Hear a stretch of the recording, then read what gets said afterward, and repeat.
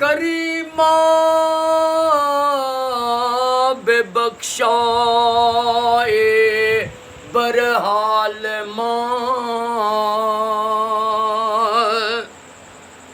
करीमा बेबख्शाए बरहाल के हस्तम असीरे कमंदे हवा करीमा बेबख्शाए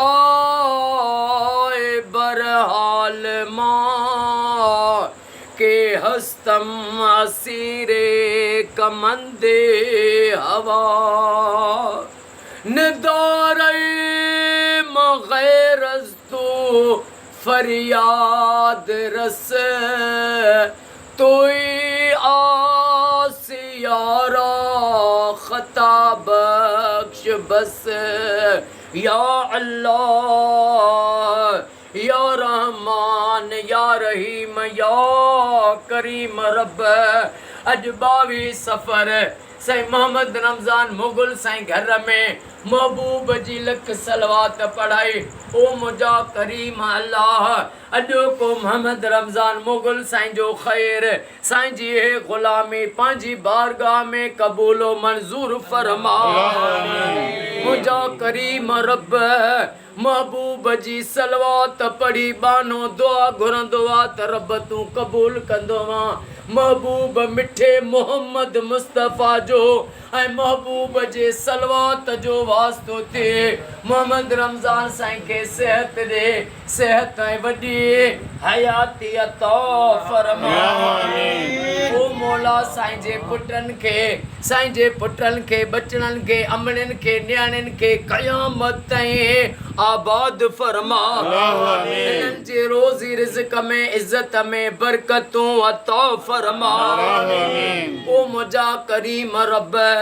जेके भी मुगल साहब जे दिलनि जूं जाज़ तमन्नाऊं आहिनि उहे पूरियूं फरमा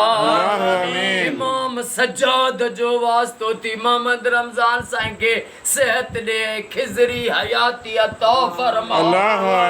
रब जेके बीमार आहिनि उन्हनि खे शफ़ा अता फरमा बे औलादनि खे औलाद अता फरमा जेके बेरोज़गार आहिनि उन्हनि खे रोज़ी अता फरमा महबूब जी सारी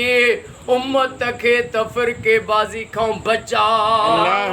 हर सुन्नी जे घर हर शिया जे घर लख सलवातूं थियनि या मुंहिंजी दुआ क़बूल फरमा